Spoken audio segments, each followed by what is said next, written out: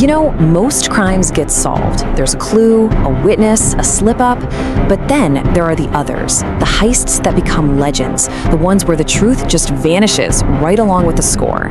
These are the stories that seem to defy all logic. Ask any detective and they'll tell you the exact same thing. There's always a trace. A fingerprint, a stray hair, a tiny fiber from a coat. Something is always left behind. It's the golden rule. But these heists, they broke every rule in the book. They're the ones that left the best investigators in the world just staring at an empty vault, haunted by one single impossible question. How on earth did they do it?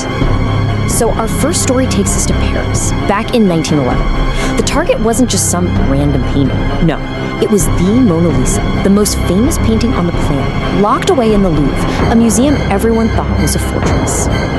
Just try to imagine it. The guards are making their morning rounds, and they get to the spot on the wall, and there's just nothing.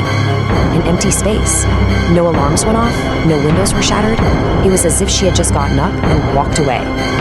The world absolutely lost its mind. For 2 full years, the police were chasing ghosts. Was it some secret society of eccentric billionaires? A rival country trying to embarrass France? The theories got crazier and crazier, but the trail was completely cold. And then came the twist that nobody, and I mean nobody, saw coming. The entire world was looking for a criminal mastermind. But the guy they finally caught? A simple Italian handyman who had once worked at the Louvre. His grand plan? He thought the painting belonged in Italy, so he just hid in a closet and took it. It wasn't about some high-tech scheme. It was just pure, unbelievable nerve.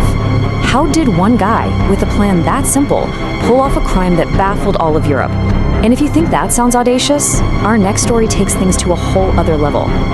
All right, now we're jumping ahead to Boston in 1990. This time, it wasn't just one painting. Oh no, it was a haul so massive, its absence still haunts the art world to this very day. It all kicked off with a chillingly simple lie. Late one night, 2 men dressed as police officers knocked on the museum's side door. They told the guards they were responding to a disturbance call, and the guards, they let them right in. For the next 81 minutes, those 2 men carried out the single largest property theft in history, and it is still completely unsolved. 13 priceless works of art worth over $500 million were brutally cut right from their frames. And when the thieves left, they were like ghosts. They took masterpieces by Vermeer and Rembrandt. They left behind no fingerprints, no clues, nothing. The security cameras were disabled. And here's the really haunting part. To this day, as a symbol of hope and a constant reminder of the loss, those empty frames still hang on the museum walls. It's an unsettling thought, isn't it? The idea that the people who did this might just be out there, living normal lives, knowing they pulled it off. But just when the world thought a heist couldn't get any bolder, another one would come along to raise the stakes impossibly high. So, we've covered art, now let's talk jewels. We're going to Antwerp in 2003, the diamond capital of the world. Here, a crew of thieves pulled off a job so technically brilliant, it earned the nickname, the heist of the century. The take was staggering, over $100 million in diamonds, gold, and other jewels. But honestly, the dollar amount isn't even the most incredible part. What's truly mind-boggling is what they had to get through to get it.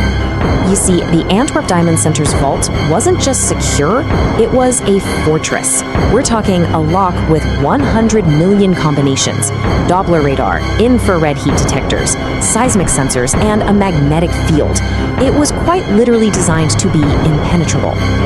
And yet, they got past every single security measure without tripping a single alarm. And what did they leave behind for the police to find? Almost nothing. The one tiny clue that led to an arrest was DNA found on, get this, a half-eaten salami sandwich thrown away near the scene.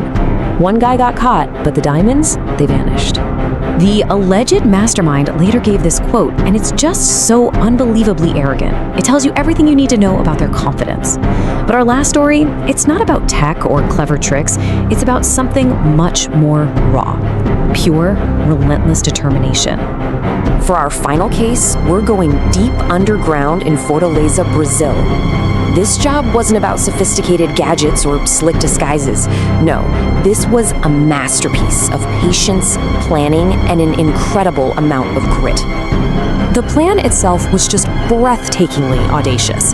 A crew rented a house down the street, pretending to run an artificial turf company as a cover. Then, for 3 straight months, they dug. Day and night, they carved out a 78-meter tunnel, complete with lights and ventilation, right under the city and directly beneath the bank's vault. Over 1 weekend, they broke through 4 feet of steel-reinforced concrete and cleared the place out. When the bank employees came in on Monday morning, the money was simply gone. The thieves had vanished. The police found the tunnel, but nothing else. It was a perfectly silent crime. So when you really look at all these incredible stories, from a guy with a coat to thieves in police uniforms to a crew of tunnelers, you start to realize something really powerful. They do more than just steal valuables. They steal our sense of certainty. They prove that the most secure, impenetrable systems can be beaten, sometimes with brilliance, sometimes with brute force. They replace our comfortable logic with a deep, fascinating mystery. And that, maybe, is the most captivating part of it all. The art is still missing, the diamonds are long gone, but the stories and the secrets are still very much alive. Because somewhere out there, someone is still holding on to the truth. And maybe, some secrets are never meant to be solved.